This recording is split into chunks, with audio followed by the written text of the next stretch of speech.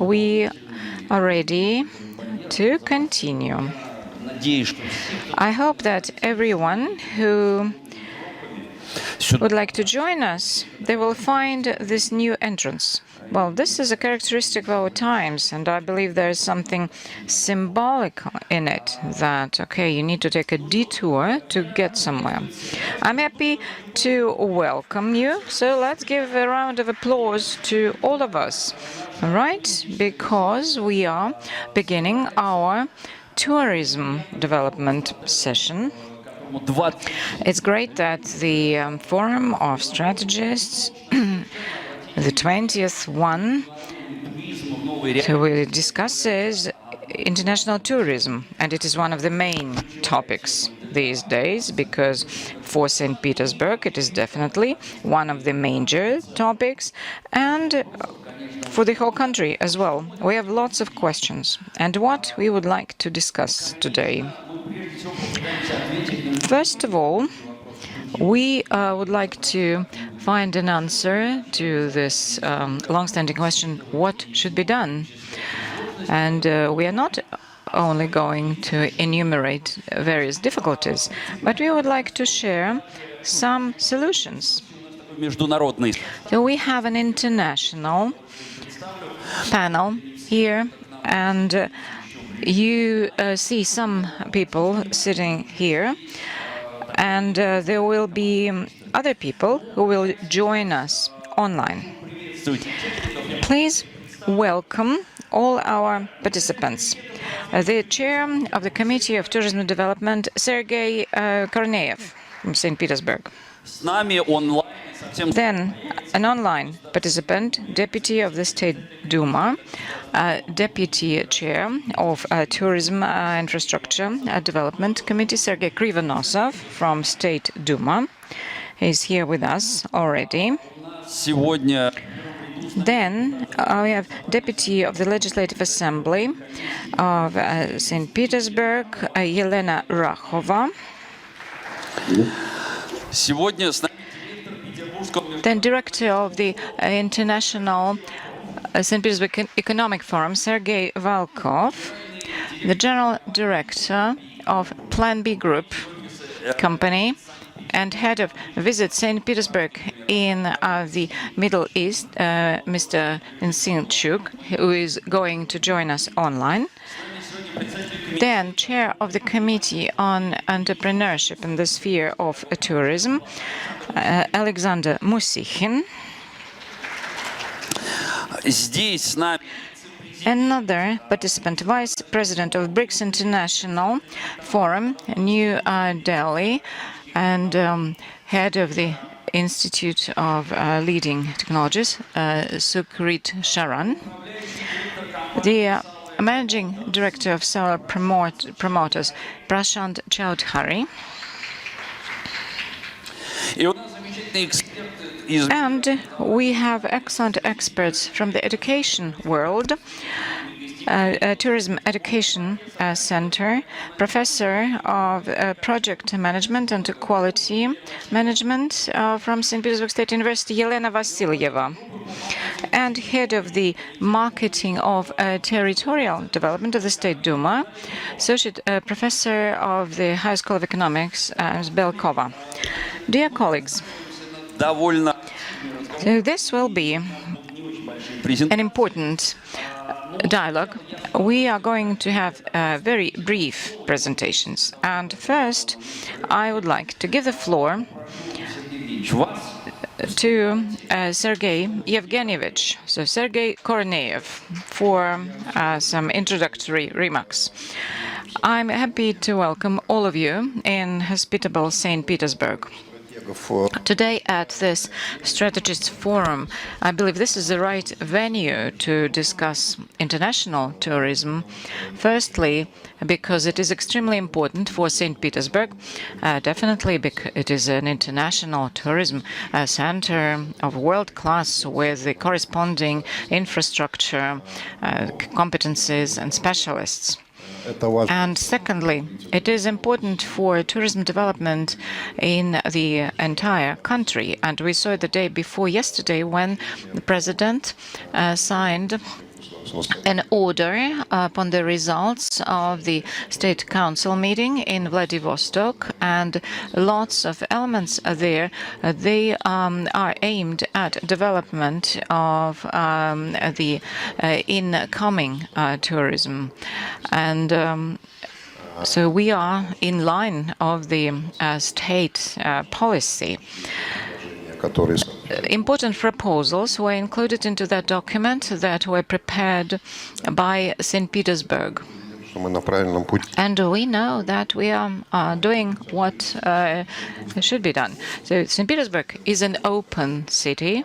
It is a city that throughout all these difficult years has been articulating it, and we have been emphasizing it. Although there were different opinions, for example, when the pandemic started, people were saying, well, what international tourism are we discussing? Everybody stays home. And I can give you some numbers. Before the pandemic, St. Petersburg in 2019 received 10.5 million tourists altogether. Out of them, half of them were from Russia, domestic tourism, and half of them international tourists from all countries of the world. From all regions. The whole geography was represented: Europe, Germany, China, and the Middle East countries. St. Petersburg was developing, and it was a multifunctional tourism center with a variety of programs for different types of tourists. And an important role in 2019 was played by the introduction of an experiment on electronic visa that was needed to enter St. Petersburg. Our governor, Alexander Beglov, agreed with the president of Russia. This experiment was carried out in 2019 very effectively, but then the pandemic stopped it. But it was absolutely clear in 2019 that this electronic visa worked very well, and it should be developed and popularized and expanded. And this is what we see in orders given by the president. As for turnover, because the average check by tourists is higher and they stay longer, so half of the international tourists, they provided about 60% of the turnover of the tourism sphere. So 50% of them and 60% of turnover. International tourists, of course, they were very different, but the average check was higher. And that is why for St. Petersburg, the pandemic and freezing of international tourism all over the world was a huge challenge, and it remains so, because this 60% of this turnover should be recovered somehow. And the best companies of the city, tourist operators and the marine facilities, the airport, tour guides, so the best hotels that previously were aiming at international tourists. So our task was to preserve all this and then to develop it. What did we do? I'm not going to take up much of your time. The major decisions that were taken by our governor, Beglov, now all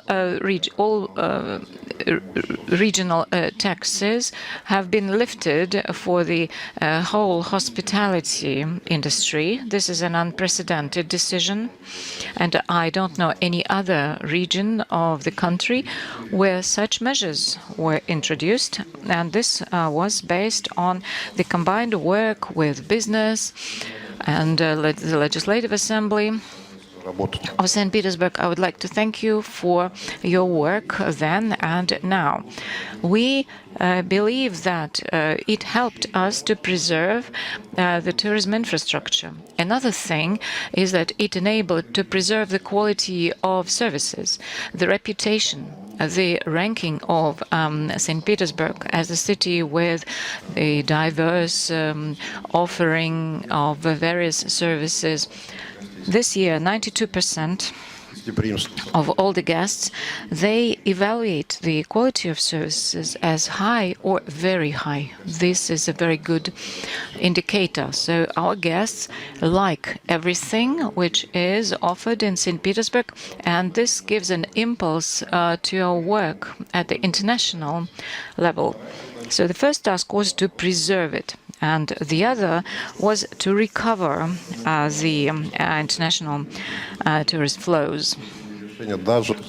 Even during the pandemic period, we stayed in the international information space. We used all our partnership relations. So even when people were self-isolating, we kept reminding them about St. Petersburg.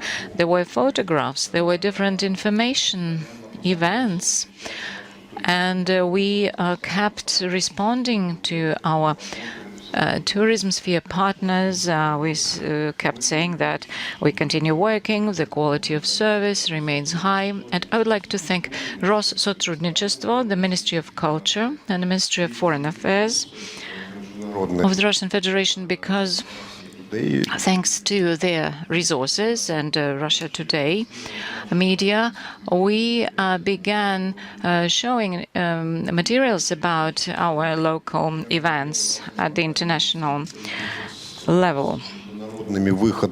And there are different Russian centers of science and culture. There are resources of the Foreign Affairs Ministry, various media resources of our partners. We demonstrated, we had a film on the Crimson Sails holiday. It is when school children graduate in June, and the feedback was amazing. So people were writing, "Oh, we miss St. Petersburg so much. We would like to visit your city." So we tried to support this delayed demand. We knew that when people isolate themselves and stay home, they plan what they will do after these restrictions are lifted. And in different countries, people have been planning to visit St. Petersburg. Then our great museums. We have here Olga Arkhipova from the Hermitage Museum.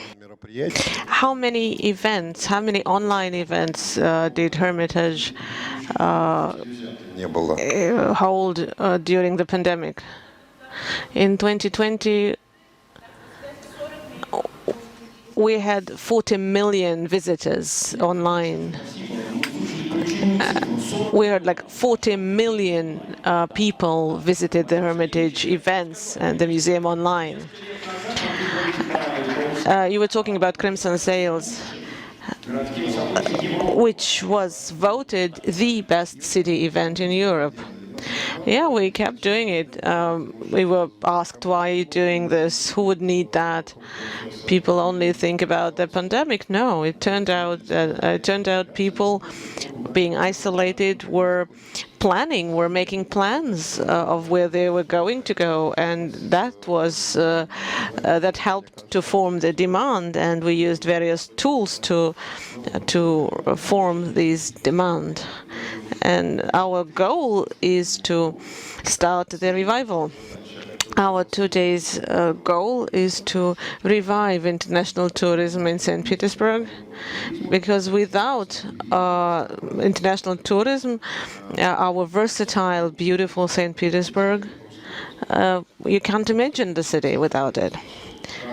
We still have the people, the infrastructure, so the starting point is pretty good, and maybe we even have a better position today. We're in contact with our business partners, and now we have new challenges. Of course, through sanctions, and the sanctions have destroyed the logistics with Europe. in 2019, out of all, we had like 60% of international tourists coming from the countries that did not join the sanctions. We're talking about Middle East, about Pacific region. Of course, I mean 40% of tourists came from China, and we were used to work with traditional categories, traditional groups of tourists. Asian Pacific tourists, I mean, they make up to 15% of tourists in the world. We used to have a very little share, and now our task is to grow this group. And CIS countries, I'll just mention some figures. According to official statistics, hotel statistics, we had 180,000 tourists from the CIS countries, but it is the foundation, it is the basis. 6.4 million Russian tourists, national tourists. So we were able to substitute the tourist flow with the Russian tourists. So I mean, we had larger numbers of Russian tourists. We are having larger numbers of tourists from Russia than we used to have before the pandemic. But I mean, even mathematically, I mean, we don't have as many people in Russia to be able to replace 180,000 people, 80,000 tourists. Is it a big number? We having people coming from Kazakhstan, from Belarus. Kazakhstan, Azerbaijan, Belarus, Uzbekistan, and you can name all the CIS countries. We're talking about tourists who are well off. For the CIS tourists, they live up to 90,000 rubles. Well, so that's an average receipt for such tourists. These tourists usually come for their vacation. They choose higher categories when we're talking about hotels. I imagine a sheikh. So we need to work with the CIS countries. We had presentations in Kazakhstan, in Baku, in Azerbaijan, and now we're preparing for a visit to Belarus. We will support these countries, or tourism from these countries, using all our marketing tools. And we will provide image supporting campaigns. We'll bring journalists on in press tours. It does work. I think we've just hit the right button. We knew that the world will change after the pandemic. We are ready to sell it. We are ready to talk about it. And I think that now aligning our standpoints after the pandemic, a larger Middle East, Saudi Arabia with 38 million of very well-off tourists. We're now starting our mission, Qatar, Kuwait. We are working with Iran, our traditional partner, and Iranian Airlines are coming to St. Petersburg, India. Asian Pacific, China. We're working separately with China, Hong Kong as an enclave with their tourists, their category of tourists, separate category of tourists. So we're applying all existing marketing tools, meetings, business missions.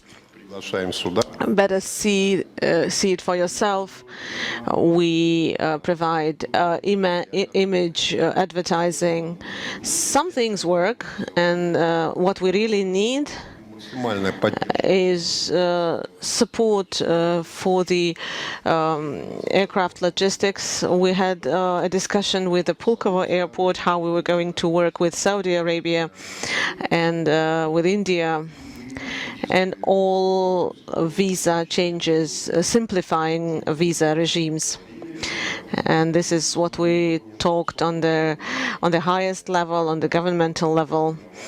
And we have supplied our ideas and our suggestions. And I highly recommend you look at the president's decrees after the State Council, how we revive the logistics, how there's a number of decrees on visa regimes, and there's a separate bullet point about well, in the president's instructions, there's a specific point, bullet point on creating new tourist products. I think this is the right time to understand where we're going, and I think we've taken the right path. Thank you very much, Mr. Korneyev. I think you gave us a very good general outlook, and we see that you're familiar with the subject very well. I mean, you have a very good command of. I mean, you know very well. You know it very well. But I mean, we see that it has changed. The trends have changed. We have Moscow online. I would like to give the floor to Mr. Krivonosov, to Mr. Sergei Krivonosov, Deputy of the State Duma. My greetings to the participants of the forum. We indeed need to develop new areas in international tourism. On September the 6th, at the Ruski Island, the President of Russia had held a meeting of the State Council on Tourism, and as yesterday we saw a number of items coming from the government, and there are 17 bullet points, and some of these bullet points refer to our agenda today. They refer to international tourism, and the President entrusts the relevant agencies to prepare such ideas and suggestions on air traffic revival and the reintroduction of the unified electronic visa. The State Duma now has, within the State Duma, a tourism committee has been created, and together with the government, we have begun to work on the president's items, on the president's mandate. Repurposing and launching tourist flow from the Asian countries. A lot has been done in this respect, and we will work together to cooperate. I wish us all success in our work. Thank you very much. And Moscow is here with us online. We now move forward. I will ask you to give the mic to the head of the Tourism Commission, Elena Rakhova, the representative of the Legislative Assembly of St. Petersburg. Dear friends and forum participants, I'm very happy on behalf of all the deputies of the Legislative Assembly to welcome you in this room and to express my gratitude to the organizers, and we're very happy to have this event in an offline format. We can look each other into the eye, and we can share our strength, our enthusiasm. I wish you all success. I wish you new ideas, and I hope all the issues will be and challenges will be resolved. Thank you, Yelena. Well, dear colleagues, let us start our forecasting, planning, and answering the question, what's to be done. Mr. Korneyev has mentioned some numbers. I hope you forgot them. I want to have the first round of brief questions. So this combination of internal and external tourism in the nearest 1 or 2 years, what will be the ratio? Before the pandemic, we had it 50-50. External, internal tourism. What will be the ratio? It's one short question. I just want a short answer from everyone. Mr. Korneyev will have an opportunity to speak the last. Well, Alexei, you go first. Well, I think it will be 70 to 30 ratio. 70 internal tourism, 30 external tourism. Alexander? Well, I think all the statistics will needs to remain the same. It'll be 50-50. Nobody tried to grow one share and reduce the other. I think it's a natural natural state of affairs.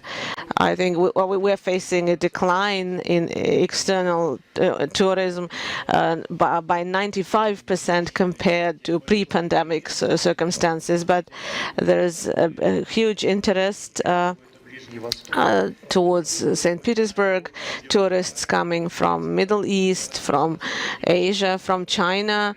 China will lift its COVID regulations. It will be the last country to lift them. And a realistic figure for the next year, maybe 20 to 80. And I kindly ask our foreign Speaker said 70-30, something practical like that. But we hope over a period of time it comes back to 50-50 as it used to be. But still, you said 30 to 70. Yes. So your forecast. Expect more 70 towards domestic tourism. Yes. Of course, in my talk, I'll mention more on how we even discuss domestic tourism inside BRICS as a format. So we hope it will increase. Thank you. Thank you. Thank you very much. Prashant? Я думаю, 25 и 75. 25-75. But in a year, it will be 50-50. This is what we are aiming at. Thank you very much. Now, Yelena. You know, I would support Alexei Volkov because I believe that business tourism has been developing and event-related. Yeah, so it will be 70 to 30. And now, Natalia. Currently, yeah, it is 70 to 30, but it should be 50-50 like previously, because only this ensures the stability of a destination. Right, now let's have a look at the comments. Okay, this recovery period is important. Some of this panel said 2 years, and some 1 year. Yeah, I agree. Yeah, so it is important to consider these figures in terms of the numbers of tourists and the money they bring. Yeah, so the average check of international tourists is higher. So, okay, they come from so far away, so they are ready to spend more. So in terms of economic parameters, the recovery will take 2 to 3 years. I agree with that. So markets of the Middle East and Asia-Pacific region, so these are multi-billion population, and we need to work with them. So definitely it is not possible overnight. So it will require 2 to 3 years. Thank you. There will be a participant from the United Arab Emirates. He's going to join us online. We can ask him about it. I remember when we were developing our relations with Cyprus. It was in the 1990s. Our people opened this island up. And there were some programs. We expected that more and more Cypriots would come to us, but it happens so that they don't travel. They don't like it to leave their excellent island. Probably this should be a question for those who work with the tourists in other countries. Well, this is to do with marketing and advertising. For guests from India, for example, certain offers are needed. For Middle East travelers, other offers. In the International Center of Competences in the sphere of tourism, we launched a program, and one of the topics is adaptation to markets of different countries. Because every country has specific requirements, they have their habits and a certain vision of this hospitality sphere. So there will be halal programs and India-related programs. And huge countries should know about St. Petersburg, and they should be aware that the quality of service will be what they need. Okay, thank you.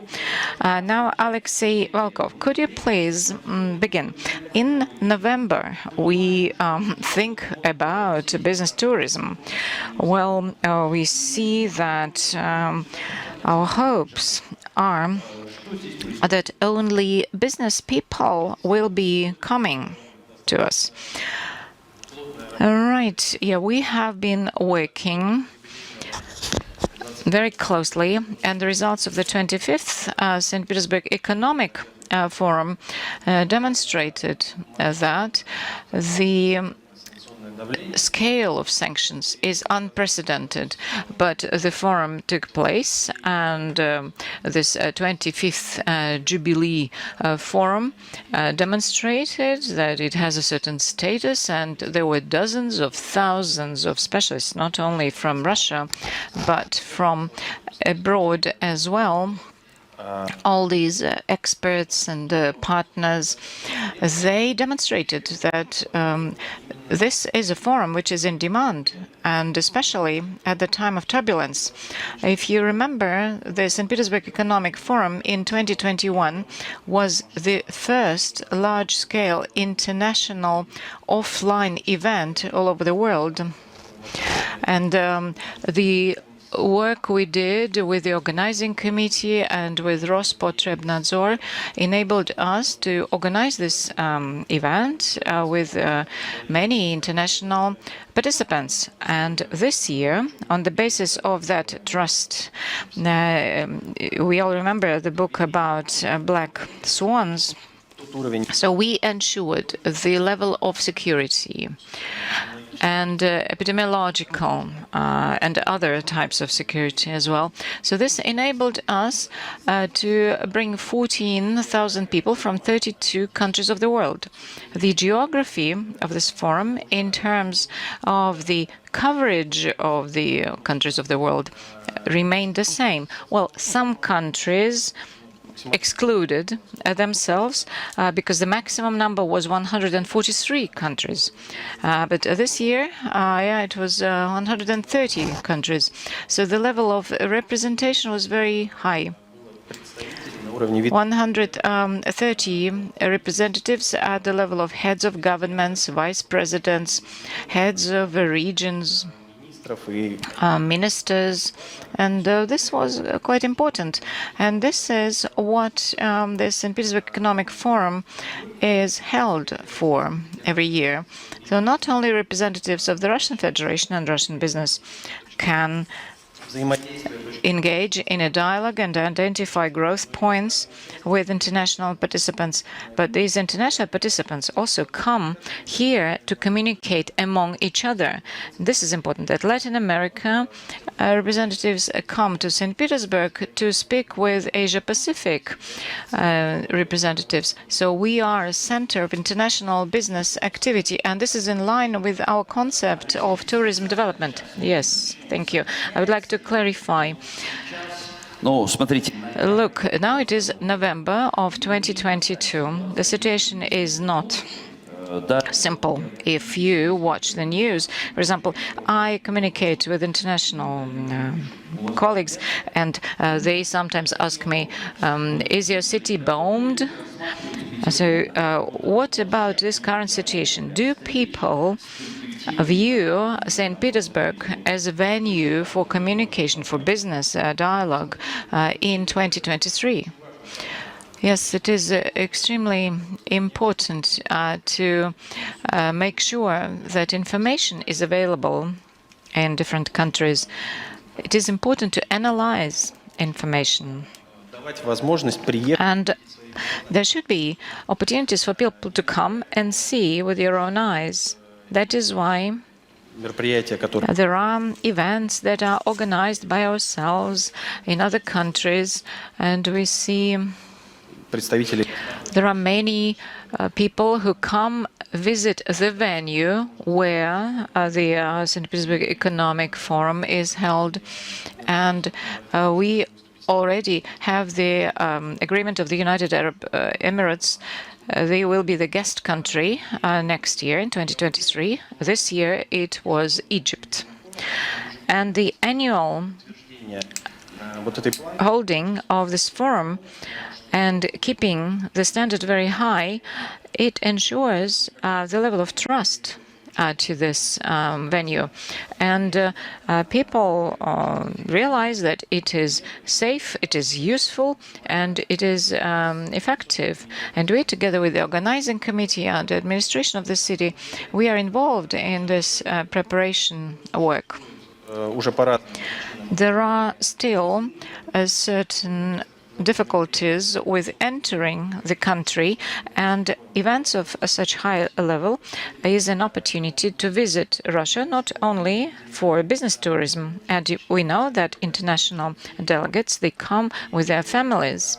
And when some part of the family, they're involved in business negotiations, others visit all those amazing areas of St. Petersburg. So cultural dialogue is also extremely significant. The forum lasts 4 days, and we involve and engage not only the delegates themselves, but their partners and families as well. The forum was not held during the first year of COVID-19, and we saw the impact on the economy of St. Petersburg and Russia as well. So it was lost profit of the service infrastructure, and those companies that are involved in preparation of the forum. And this is the driver of regional development. You have 30 more seconds. Yes, and we have been very active in developing business tourism generally, and we prepare a strategy of congresses and expos development, and these events will be a driver of business tourism in the country. Thank you very much, Alexei. Right, and now what about our colleague from United Arab Emirates, Zinkchuk, General Director, Plan B Group, Director of the Office Visit St. Petersburg in the Middle East. Can you hear us? Can you hear us? Is it okay? Hello, can you hear you? We can see you. Yes, I can hear you very well. Oh. Very good. So we are in the middle of our session. We are in the middle of our session. I have a couple of questions. What is the idea of people in the Middle East about St. Petersburg? What are the reasons to come? You know, if people say France, they think about fashion, wine, perfumes, Paris. If people say Italy, they think about history, Rome, Venice. And if people say St. Petersburg, what are the associations and are there reasons to come? First of all, privyet to all my friends over there in Russia, in St. Petersburg. I was supposed to be there, and unfortunately I could not because of the previous commitments that I have over here around the region. I have been a part of St. Petersburg.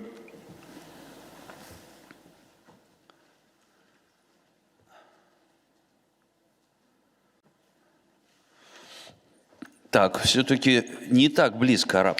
Well, so United Arab Emirates are not so close. You know, with Moscow, yeah, there was a better connection. I hope that Harbik will return. Может быть, тогда Well, maybe, Alexander, you will begin about turbulence and about what you see мы, знаете, in the results of the season. Yeah, so we have 24th of February, an important date, then the 21st of September. You know, we all will remember these dates by heart. Well, taking on the topic of international tourism, this year, this recovery is not happening, but it is due to objective reasons. One of them is what Sergei Yevgenyevich was saying. Air flights are now not possible, so the sky is closed in Europe and North America, Japan, Australia. It is closed for Russian carriers. Yeah, we know that now the main international city is Istanbul, but the prices are so high. Well, any transportation, any air flights, if you have a stopover, then it will mean that it is less convenient and more expensive. So it is one of the disadvantages. Another important detail. When we work with international companies, we see that the crisis, the pandemic crisis, was much worse for international companies than for Russian companies. In Europe, for example, lots of airlines closed. About 50% of carriers just shut down. Maybe they haven't been supported like these companies here in St. Petersburg. We'll make a comma. As far as I understand, Harmik is back. Harmik, can you hear? We can. Can you hear us? Can you hear us? It's good. I can hear you, yes. Okay. So I pass the floor to you again, please. I'm giving the floor to you again. Firstly, I think the question that you asked, if what is that attracts the Middle Eastern audience, or specifically from UAE, I was speaking about art is one key feature that probably has got a big and the highest order from even the rulers over here, that we have art clusters, art hubs, an art zone that has been created. But then again, when we talk about people traveling globally to have the art fraternity to probably create that kind of a thread which binds together, not only on investment, not only on cultural exchange, but also tourism as well. But I think that probably that is not limited to the sector that attracts from the Middle East. You need to understand that Middle East, or specifically UAE, is not limited to just one sector. There are 200 plus nationalities. We have locals, Emiratis, but then again, we have other nationalities as well that probably are our target audience. The local fraternity makes only 10% of the total population. So where is that, where probably we have to have look upon that probably we are talking about the clusters that we can pocket it. My reason to probably just resonate with when I was hearing about the percentage for local and international from 20% to 80%, from 30% to 70%, I think I disagree with any of these statistics. I personally feel that probably it could be even lower if we are not taking steps towards what is required. My friend Prashant is sitting over there, and India is a definite region that probably has to be targeted. China, post-pandemic, and the pandemic restrictions getting off, it is going to definitely make it look very pretty for us to have numbers to come across as well. But spenders from Middle East, UAE, needs to be targeted in a very different format.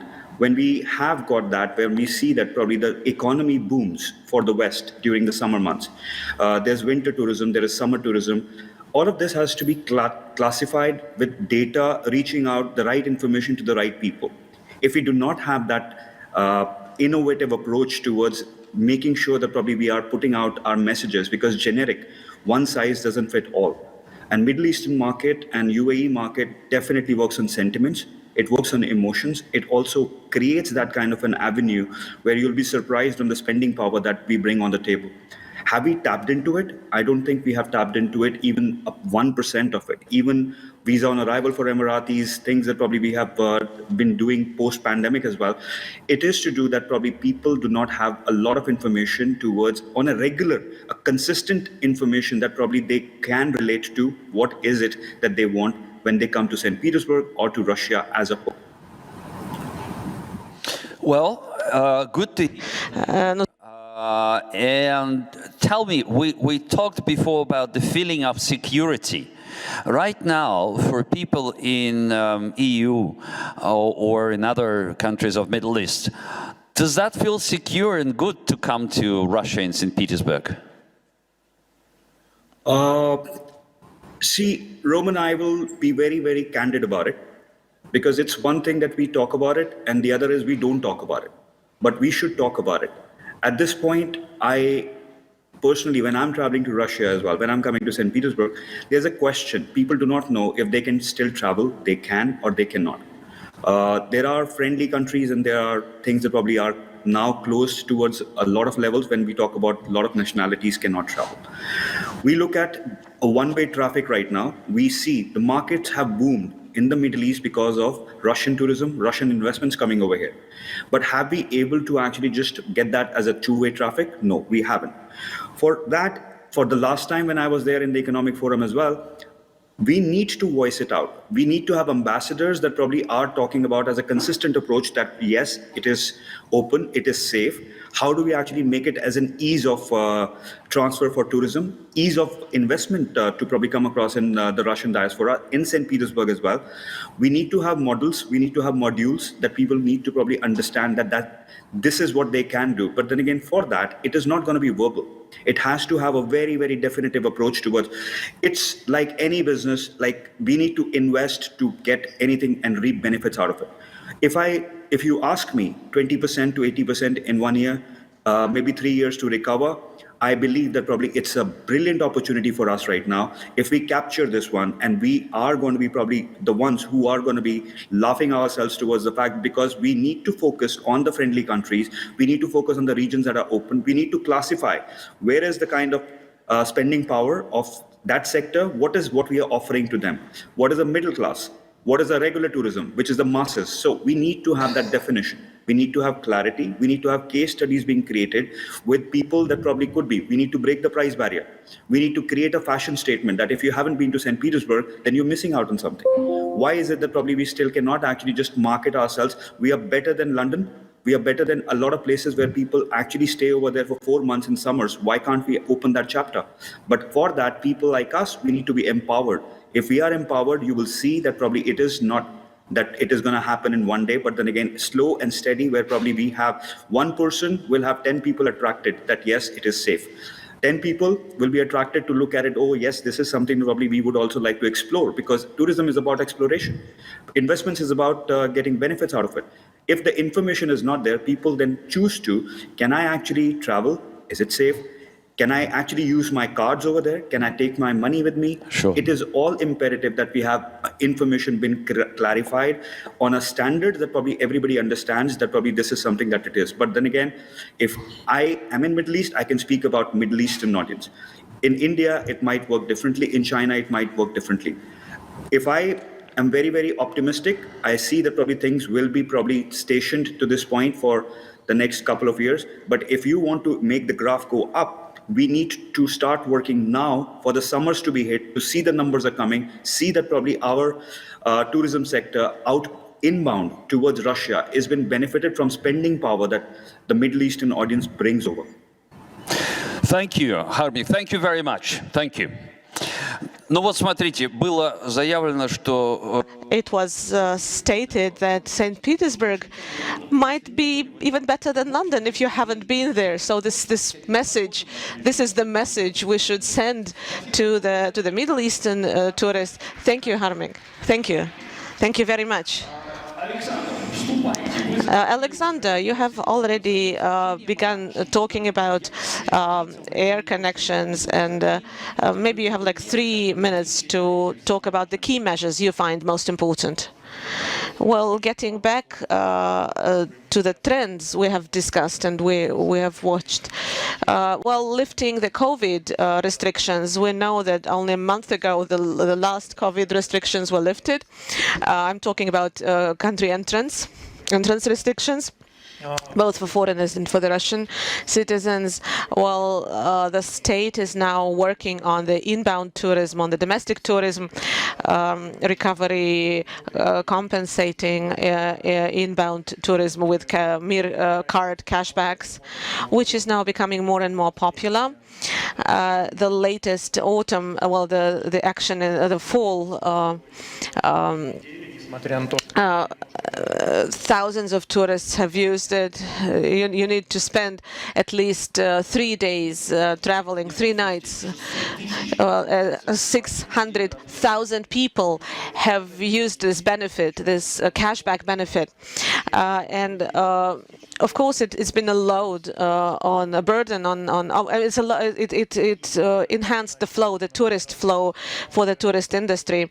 And I would also like to draw your attention to the compensation system for tour operators and the charters, inbound charters. If before the charters usually serviced the southern areas, southern regions like Crimea or Krasnodar region, this year we had 16 charter programs flying various regions to Tyumen, to Kamchatka, to Sakhalin, to Kazan. And we're talking about charter programs for package tourists, which helped to boost tourism to various destinations. And if we're talking southern destinations, we're talking about Krasnodar region resorts, minus 30% is a reduction to Crimea because the airport is closed, has been closed since February. And if we're talking about city tours, St. Petersburg, Moscow, Kazan, Kaliningrad are leading, are in the top 5 destinations in Russia. According to statistics, we had over about 30,000 tourist agents have been registered in the national registry, which means that almost nobody has left the market despite the pandemic. So could we just get back to it? So you're trying to say that neither pandemic nor this year's events have moved the companies off the market, removed the companies off the market. In St. Petersburg, according to the Tour Aid Foundation, we have the same number of tourist operators as we had before the pandemic. You mean to say that the operators, the agencies, are now working with the inbound tourists mostly? Well, most of them used to work with outbound tourism, but now the majority is working with domestic tourism. They managed to find their niche and they see the future for development. And I find it very important. And what Sergey has mentioned, Mr. Korneyev has mentioned growth by 30% compared to the previous year. It is a big success. Well, of course, Russian tourists are different from the foreign tourists. It's more difficult to work with them. If for foreign tourists, the summer is usually sold out before it begins. It's sold out by 80%. In the Russian market, we are looking at last-minute sales, so you can't plan. And there's a larger load. The load is heavier on the tourist industry. And of course, we would like to have tourists from abroad as well, because it balances the situation.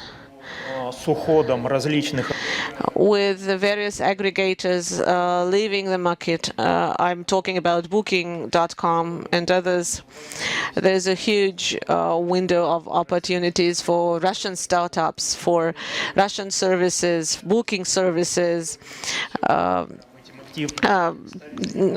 tours or guided tours services, and this is something tourist agencies and operators are now working with. We'll get back to our topic. Sukrit. Good afternoon, everyone. Thank you. No.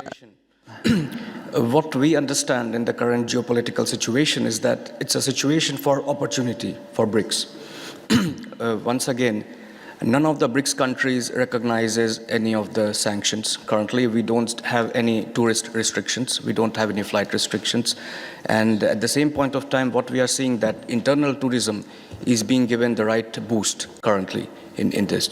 So while we do see growth of domestic tourism inside Russia, we very strongly believe that the similar sort of boost to tourism internally in BRICS countries so that they travel across each other should also be given. We recently had a BRICS forum dedicated to tourism in all our countries. Brazil was very proactive on how tourism support and how people should travel across BRICS countries. And one of the mottos that they provided was, if being member of a BRICS country, you're not able to travel in different BRICS countries and partner associations, you're missing something out there. So we do believe that this should be more proactively taken, and we work more proactively. Of course, we still believe that safety is a major concern when we travel towards Russia. We have from BRICS countries, from Brazil, from India, South Africa. We still have these associations during the current challenges that what happens if they travel here and their flight gets cancelled? There's a travel restriction. So as in when more and more people travel, they'll understand the beauty of the current place and what they have to offer out here. So although, yes, there's a lot happening in BRICS region in this, I would definitely like to focus a little more on India-Russia tourism in the current scenario. So if you look at India, we are the 5th largest economy currently, and we are soon claiming the 4th place. This strong economic growth also contributes significantly to the number of tourists traveling from India. So if you just look at Europe alone, we have 4.5 to 5 million tourists coming from India to Europe every year. Once again, 4 to 5 million coming from India to Europe. Every year, that's right. And how many come to Russia? You'll be surprised, less than 100,000 on an average. Less than 100,000. Значит, друзья мои, смотрите, в Европу 5 миллионов. Look, 5 million to Europe, and to Russia less than 100,000. And when we speak about BRICS countries, what about us? Do we consider it as a destination for us? South Africa, Brazil, India, China.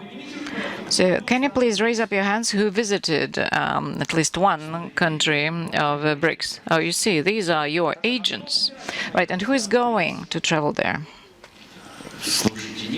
Well, I see that you are not tired of that. Okay, somebody visited Brazil, and now you would like to go to South Africa. Tell me in one sentence, what are the associations for people in India with Russia, and if they are special about St. Petersburg? To begin with, wonderful people in hospitality, they immediately associate those who travel. Of course, they associate it with the cold, needless to say, and St. Petersburg as a city of The islands. desert of snow. They associate it with snow. They often do that. And St. Petersburg as a city is, of course, as a city of islands. They immediately associate. And what we want to portray in our BRICS region is that if you don't visit Russia, if you don't visit St. Petersburg, you're missing the trend. You're missing something. So we do believe that this trend starts happening more actively. We have two major challenges right now when people travel, just compared like from India to Russia. They have challenges in payment. So they have their Indian origin MasterCards and visas, which often they don't work out here. The government does promise that our Indian RuPay system and Mir system will get integrated in the future. But still, we don't see a seamless activity yet. We hope that this will be solved at the highest levels. That's a hope that is being given. But this is something also is as a major challenge that if we want to boost this tourism, if the tourist is not able to pay proactively, if he has that scarce onto that, that will always be a sort of a limitation to them. Second limitation also that we have just comparing India and Russia, the travel is that before the pandemic, we used to have daily flights between Russia and India, sometimes even twice a day. Now we have, if we look at direct flights, we have just 2 flights in a week. And sometimes... Just 2 flights? Just 2 flights in a week. 3 flights. Yeah, and it's getting increased. But from Moscow, not from St. Petersburg. Primarily Moscow. And Right. we even have at times cancellations in that from time to time. So people are scared. They see news, they see different type of news. So the more they travel, obviously that scarcity will go down. And these two key challenges that we face, one on the payment system, second on more proactive connectivity. If that can be given a support, that would be a very big boost. And if we look at even sectors of tourism inside India, Goa still, it boasts Russian tourists as one of the key contingents which come. And they've been always happy. We have actually small Russian mini cities inside Goa, actually, even now. And we hope that this works more intensively. The fact that Russian tourists are no more going to various other unfriendly nations, India would share a major portion into that they'll come more actively to it. And not just India, but our BRICS nations, that as part of BRICS, as part of this association, what our youth politics division is doing, that in order to have that cultural exchange, we need to get connected. And this best connectivity is when we do it eye to eye, face to face, visiting each other's country. So we very strongly hope that these type of forums and platforms and government initiatives that are being taken, along with private tourist companies and more charters to be added, will provide the right boost in interconnectivity inside BRICS countries. So thank you. Sukrit, thank you. Thank you very much. Thank you. Видите, а нам тут... Thank you very much. Yeah, and we also need to discover more than Goa in India. Yeah, so summer cottages have been bought there for many years. Right, Prashant, maybe you can join in. You speak Russian, and your position, you are head of the office Visit St. Petersburg in India. What do you tell about us in India? How does it work? So what is the first thing Indians hear from you? So, right, they see in horror that it is -20 in January and February. Right, what do you tell them about? Thank you very much. Thank you for inviting us. Thank you for this opportunity to speak at this forum. Yeah, it has been absolutely correct that the Committee on Development of Tourism invited us, and in Delhi and Mumbai, we worked with the committee, and we didn't expect this great response, and there were about 100 participants from Delhi and Mumbai. As for St. Petersburg, if you ask anyone in India what city they like in Russia, it is St. Petersburg.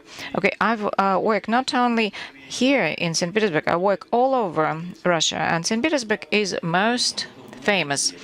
They haven't been in Murinor, one of the outskirts of St. Petersburg. Now, culture, history, architecture, museums, opera, ballet, this is most important.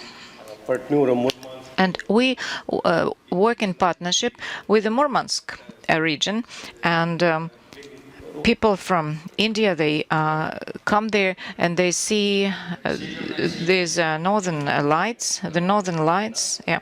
And our task to bring Indians not only in summer to St. Petersburg, but 365 days a year. Yeah, so we need to organize Northern Lights here above the Neva. So this will be the Neva Northern Lights, and they will forget Murmansk. They will be coming to St. Petersburg. And as for Indians, they are not afraid of cold. 3 years ago, we opened this destination to Murmansk, and lots of groups come there. India is the youngest country in the world. The average age is 29 years. And young people, okay, who earn enough, they would like to visit other places, other countries, other climates, and to spend money here. So we need to focus on young people. Then 50 billion per year. This is the market. And here in we can shoot movies here, Indian movies in St. Petersburg. There are so many beautiful palaces and estates here, because we do shoot these films in Asia, in other regions. So this should be an opportunity. And then if these palaces are shown in films, this will be a contribution to tourism development. My colleagues have said already that India is a country that grows at 7% on an annual basis. And as I said, $3 billion. And next year to $5 trillion. And so our economy will be the fourth one after US, China, Japan. And India will be occupying the fourth position. And in 10 years' time, we'll be in the third position. But the consumer prices parity, we are in the third position already. Tourism with India, we see that lots of countries are quite aggressively participating in it. So there is a saying that out of sight, out of heart, out of sight. And so we believe that in the next 2 years, so there will be the same number of Indian tourists like before the pandemic. Thank you, Prashad. Yeah, this is very promising. Oh, great. Our Land Film Studio will be working. Yeah, so, okay, let's use it for making Indian movies. Can you imagine? And all the weddings. You don't know how many palaces we have, yeah, so weddings can be organized. Right, so we should be focusing young, active, and well-off Indian people. Right, and now, speaking seriously, can India become an alternative destination? Because really, we have lost a lot in the West. Yeah, we have this habit of traveling there. What about India? Can it be? It just not that. It should become a new destination. The growth previously was 2-3%.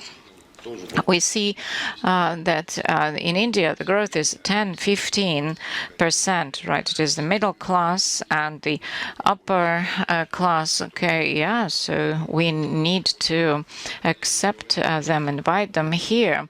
And we took part in 2 exhibitions already, and we did it together with Moscow.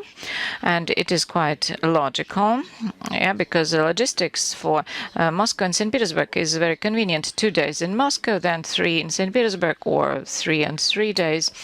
And we got very good feedback. We realized that it should be more. Yeah, we should tell them more. We should show about different products. Okay, wedding opportunities. Okay, various events, infrastructure. And in Mumbai, St. Petersburg was recommended as it won in a nomination, the best international destination. When was it? When did it happen? It was in September. In September. Okay. So we traveled there together with our Moscow colleagues, together with business representatives. There was a roadshow and there were B2B meetings like in all other markets here. And we need to expand it because there's a multi-billion potential. The country, India, is the place with the population that has this appetite for international tourism, and we haven't got any negative questions, only positive feedback and comments. Well, this is very good. Right, what about charter flights, okay, that were flying to Spain? Can we use these planes for that? I believe they do it. All right. No, I said that, I heard that there are only 3 flights. 3 flights per week. Yeah, but we need to push them. You need to push them. You need to work on that in India as well, to bring more planes here, and then they will be taking our tourists there. And now, Yelena Vasilieva. Yeah, I know that you were going to speak about creative approaches. Yes, it is extremely important. Now we need to enjoy this new reality, and for that we need to think creatively. Thank you very much for this opportunity. I need a clicker because I wanted to show you a very nice presentation. Okay, you'll get it now. We have put it together in our Center for Competence Development, and I think that the Tourism Committee has created this center to make us more competitive in the region. And I'm listening to all you speaking. Why do we? I mean, I think we are competitive enough. Our companies, our tourist companies, are used to work with profits. Today, we need to employ other mechanisms. Creative approaches. Why do we need these creative approaches? My colleagues interested me and asked me to talk about creative approaches. Do you mean to say that creative approaches are not about profits or exclude profits? No, you create profits by creating something new. And the creative approach we're talking about is the approach that is formed as we see it, or should be formed among the tourist companies in the tourist sector through discovering internal resources. Mr.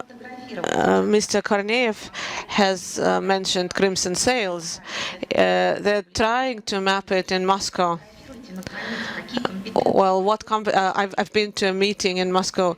What competences do experts need to have to create such an event? Well, I suggested they should come to St. Petersburg and study in our center. So discovering your internal resources that would allow for a new creative product. The second condition is expertise, and the third condition is partnership. So partnership and project activity.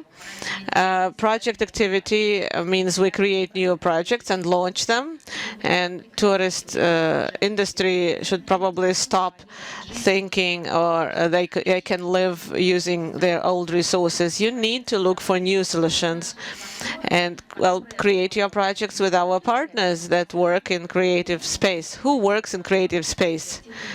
Creative industries. They are constructing new space. On one hand, they are working with catering. This is very important for tourism sector and entertainment. Organizing entertainment events. This is also very important for tourism economy.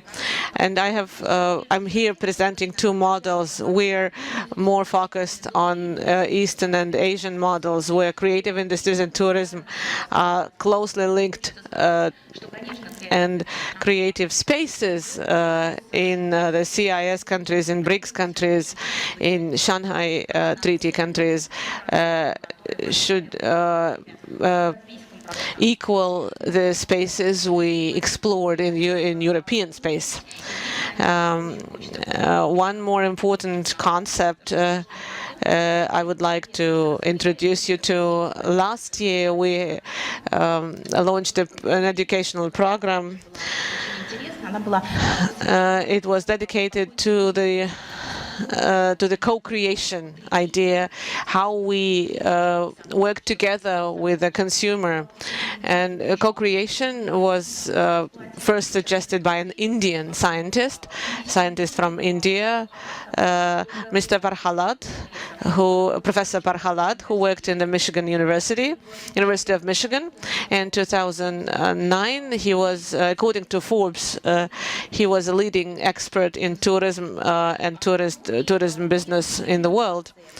And innovation, the fourth approach. And here, I've recently asked my colleagues, do you know programming languages? I don't. And my colleagues said no. And I said, well, how shall we interact with the X, Y, Z generations? X designer. Apart from X design or Y design, they know programming languages. We need to learn these languages. The Japanese claim we can learn 8 languages. I'm not only talking about human languages, I'm talking about language of music, language of mathematics, language of programming. So introducing innovations into tourist sector, we see it as one of the creative approaches, and eventually forming a new class of producers and consumers, suppliers and consumers. We see a new generation coming. They require a completely different level of quality. We're talking about new jobs, and we're talking about creative capital being formed. And the center we've created in St. Petersburg to develop competences in tourism will focus on the documents that have not yet been adopted. We have a national framework for qualifications. In St. Petersburg, we have created a regional qualifications framework, and this is where we are going to apply our competences. Micro-certification is another way or approach that allows us to grow the industry, to develop the industry, creating new competences, creating a virtual labor market. We'll see how many people we have, and we'll see what people are able to do, and we'll promote you and encourage you. Thank you. Micro-certification looks a bit scary. Normally business would say, well, can we have fewer papers, fewer documents, fewer certificates? Will you explain why? Is it good? It's been discussed during the pandemic. Many people have lost their competences, the competences they've been using throughout their lives. How do you show you know something? We're talking about QR codes. We are talking about paperless systems that would list your competences. I understand that all the things you mentioned, especially those that have to do with digitalization, are very important for tourism. We remember how Booking.com started a revolution, and all the ways ways we used to buy plane tickets. We used to go to agents, to tourist agents. But the agencies need to survive. I was very keen on the figures that Alexander mentioned. I was thrilled to learn that we've managed to retain the numbers of agencies, for example, but we do need to change the basics, the tech foundation. Maybe some comments about the digital solutions and in business tourism. Are there any alternatives? Are there any options? Well, we all understand that digital systems are the future, and in terms of managerial and governance processes, we modernize the systems we work with. We've changed, I mean, over the past 15 years, we've replaced them several times, interacting with consumers. And one of the key fragments of our Jubilee program was a presentation. It's a leaders gallery where which featured portraits of 73 leaders who participated in the St. Petersburg Economic Forum. And when using your tablet, you could bring this picture to life, and you could watch a plenary session with the featured leader. So, of course, I mean, digital tech is evolving, and when we're talking about inbound tourism, we're talking about digital documents, digital visas, because when our participants come, they use only one document, they get an entry visa using only one document. So it's Natalia, now you have the floor. Your topic is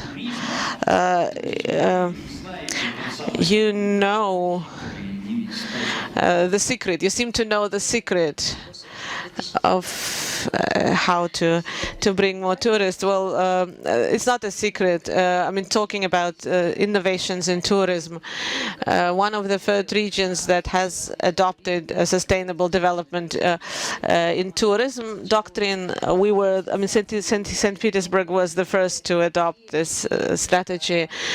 So I'm not going to be sensational. I would rather reflect on what sustainable tourism is and how can we aspire to it. We were probably the first region to be accredited as a safe travel destination, and over the COVID years, I mean, we were the first city to get accredited as a safe travel destination, and this is the logic we work with. And we interact a lot with the global market. Well, of course, I mean, markets are different, and markets have different demands. Different markets have different demands. But there is a certain constant feature, both for the Middle East and for the CIS and for China and for India. We're talking about safety. When we're talking about safety, well, ESG and all these things. I mean, we mention sometimes the terms, they lose their meaning. Expedia company did research about how people, what do people mean by sustainable tourism? What does it mean to be sustainable for a tourist? And 66% said that it is the way the tourist services connect with the environmental impact. What is the environmental impact of these services? And in a tourist package of the target markets, of the markets we target as tourist markets, they expect to see some indication of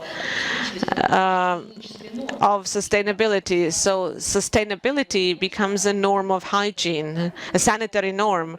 People want to see how the trip will impact the regional economy, how will it support the local business. So understanding our target audience is showing sustainability through the way that the tourist trip supports local businesses. And the scope is broad. Some people say, I want to eat in truly local restaurants. I want to eat where local people eat. I don't want these tourist venues. I want like real deal. And immersive tourism or ripple score.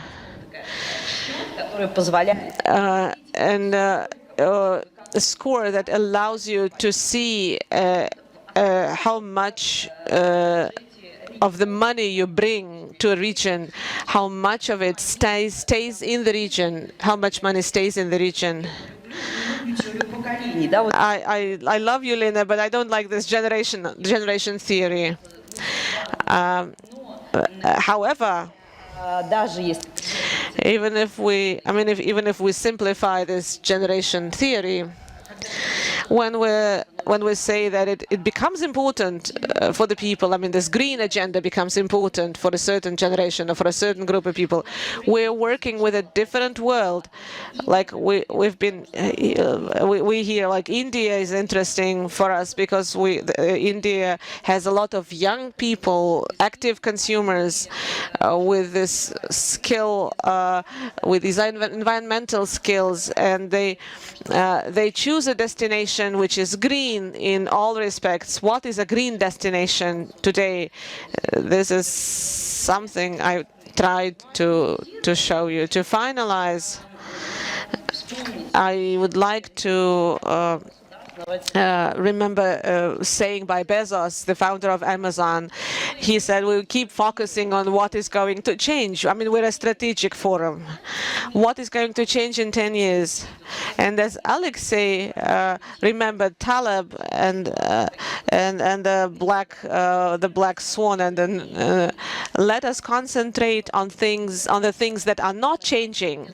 Cultural heritage will remain St. Petersburg main attraction, and I'll give the floor to here. I would give the floor to Sergei. Let us focus on new markets and showing them to what makes St. Petersburg attractive in terms of sustainable development.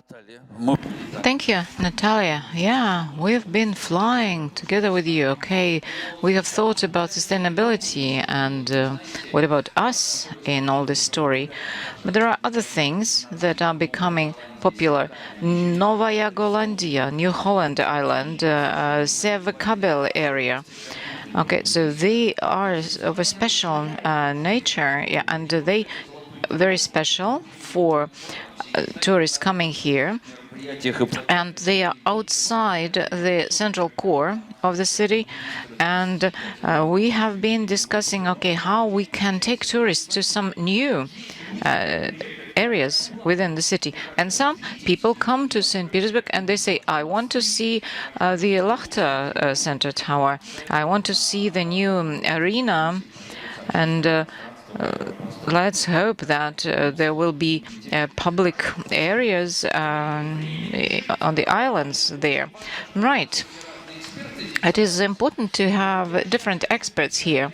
And now I would like to present the following situation. Mr. Mishustin is going to join us. He has been listening to all of us. He's quite modest. So he didn't show this. Of course, I'm fantasizing. Okay, let's imagine that he has been listening to us, and now what can you say to the level of government? What can you say to our Prime Minister? Let's begin with Alexei. Speaking about domestic tourism, definitely infrastructure should be developed. When we speak of development of infrastructure, and I understand that someone can develop a strategy. We don't need a strategy or a big program, just one initiative, a chain of 3-star hotels, or what?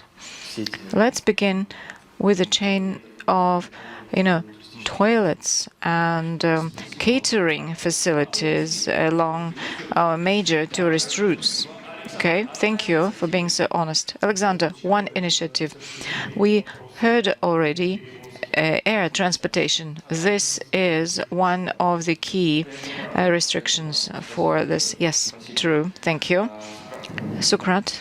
More about visa-free regime, if we can have for tourists, short-term visits, that will give a big boost.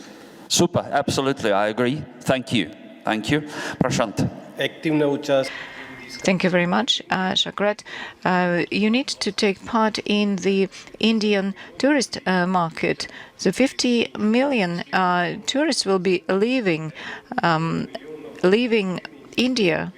So, and on average, they spend $2,000 per year. So even if we focus on 1% of the whole number of tourists, then it will give a lot. Okay, 50 million Indians. Okay, those nice people who smile, who are not afraid of snow. Excellent. Thank you very much.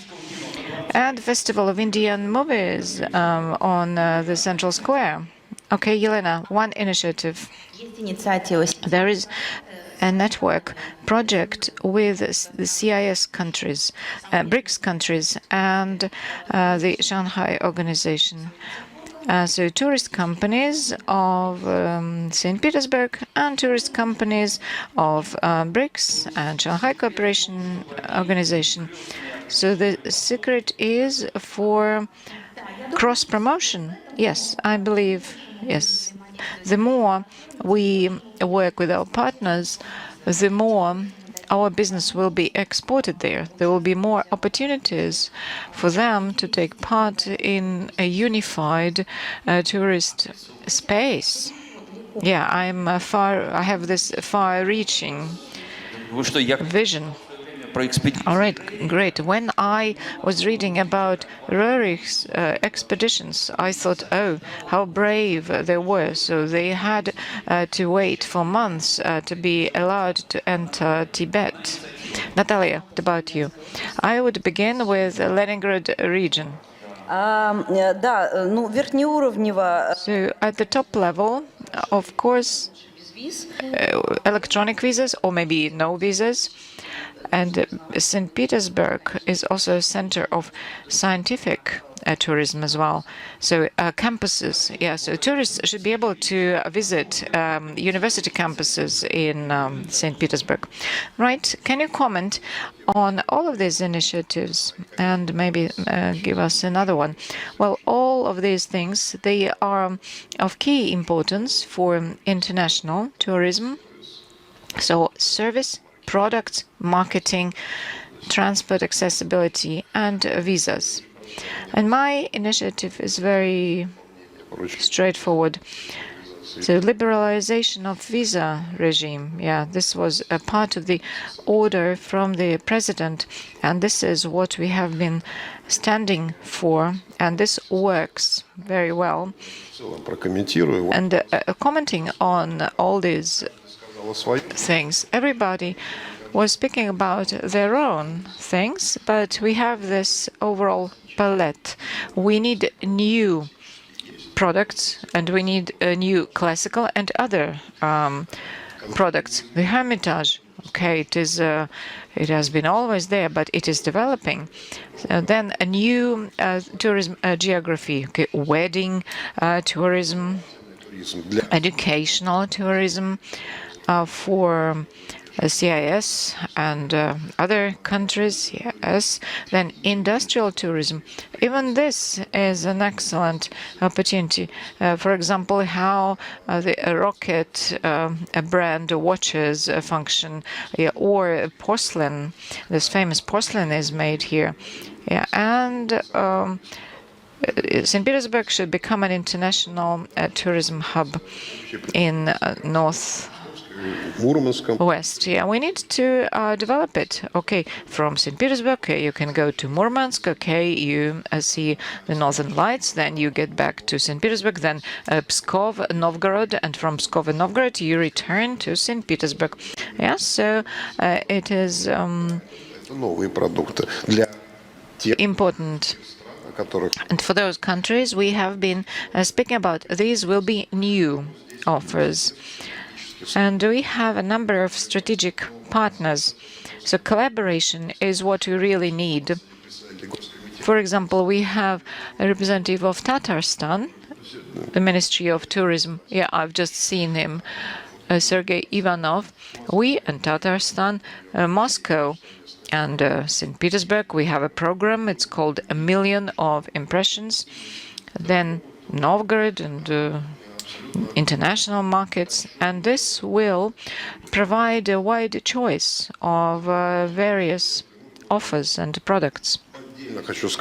And separately, I would like to emphasize we continue working with the UNESCO, and we are part of the creative cities of UNESCO, and we are a city of creative gastronomy at the international level, and we continue working on this. And BRICS and SCO countries and all UNESCO programs. Yeah. So this is also an international track, and St. Petersburg is acknowledged there. Aren't we going to be kicked out of there?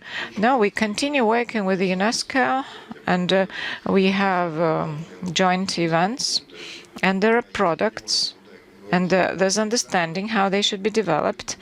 After that, marketing information. These markets are huge. It's over 3.5 billion, the population of all those countries. Okay, we heard how many people travel from India, and from all the countries, this tourist flow has been growing. Together with regions, we organize information campaigns, and this is the time when every step should be a step forward. Otherwise, we won't be able to utilize those markets and attract enough tourists to reach 50-50 ratio. Thank you. When I was preparing to this discussion, I was more pessimistic. I was tense. I thought, oh, no prospects there. Like Michael Zvanetsky, a stand-up comedian, was saying, there is a light in the tunnel, at the end of the tunnel, but this tunnel is too long. I didn't think that we would pay so much attention to specific solutions. Yeah, so we see that there are so amazing prospects in the Middle East, in India. Then there's business tourism, and we see that even after the 24th of February, this St. Petersburg Economic Forum took place. I worked there, yeah, and I saw how busy its program was. Right, so what we can say now, St. Petersburg is the main hub in the northwest of Russia. All trips to London and Paris, they should be via St. Petersburg. Okay, then you need to go to Tallinn by bus, because there are no flights between these countries. But anyway, I would like to thank all the participants who presented all the opportunities here, and I would like to thank Sergei Vladimirovich for your multifaceted work that you continue doing regardless of anything.